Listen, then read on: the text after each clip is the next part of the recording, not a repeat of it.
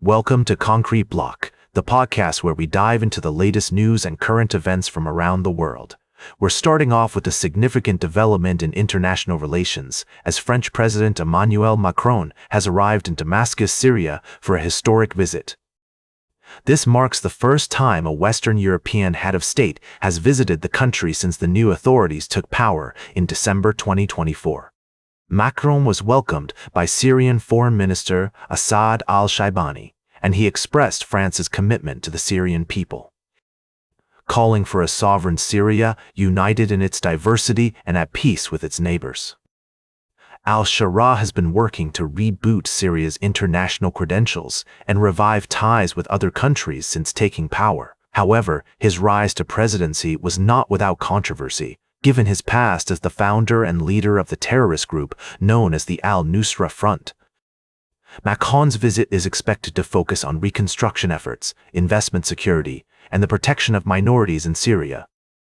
The French president will also be returning 23 archaeological artifacts to Syria, which were loaned to the Arab World Institute in 2010 but couldn't be returned due to the civil war.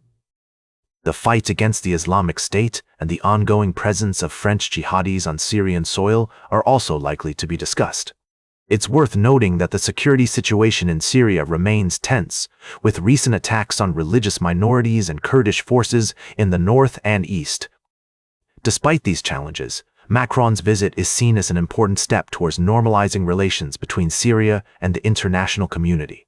We'll be keeping a close eye on this developing story and its implications for global politics. For now, that's all we have time for on this segment.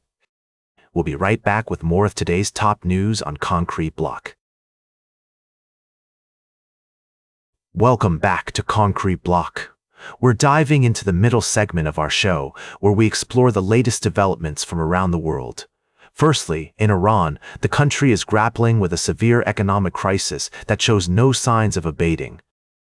The combination of war, subsidy reforms, and sanctions has pushed basic necessities beyond the reach of many Iranians. Families are struggling to make ends meet, and some had hoped that foreign intervention would bring about change. However, the ongoing U.S.-Israel war has only served to crush livelihoods. Meanwhile, in a significant development, the dissolution of Hamas's Gaza governing body is unlikely to bring about significant changes to the lives of Palestinians. Experts argue that the move may not have a substantial impact on the ground, and the situation remains complex and multifaceted. In other news, Iranian President Volodymyr Zelensky's visit to the main command post of the 100th Separate Mechanized Brigade has highlighted Ukraine's ongoing struggle against Russia. Ahead of the NATO summit in Ankara, Turkey, allies are preparing to announce contracts worth tens of billions to support Ukraine's war efforts. Lastly, France 24 reports that Macron's visit to Syria confirms a normalization strategy for the post-Assad government. The visit marks a significant shift in diplomatic relations between the two countries and may have far-reaching implications for the region. As we continue to monitor these developing stories, it's essential to approach them with nuance and understanding. We must consider multiple perspectives and avoid simplifying complex issues. By doing so, we can gain a deeper insight into the challenges faced by communities around the world. Welcome back to the show, folks. We're closing out today's episode of Concrete Block with a story that's got everyone talking in the UK.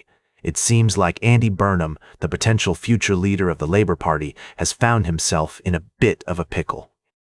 A recent opinion piece penned by Burnham was discovered to have been copied and pasted across different regions, with only minor changes made to reflect local issues.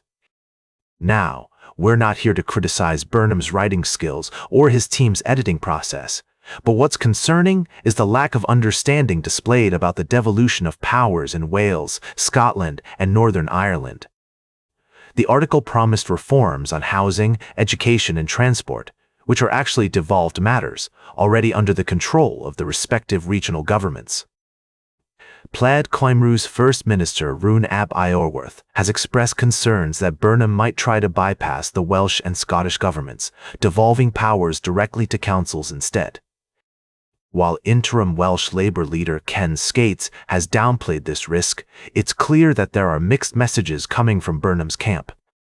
As we dive into the world of politics, it's essential to remember that devolution is a complex issue, and any attempts to reform or reshape it require careful consideration and collaboration with regional governments. We'll be keeping a close eye on how this story unfolds and what it means for the future of devolution in the UK. That's all for today's Concrete Block. Remember to like, share, and subscribe, and until next time, stay informed.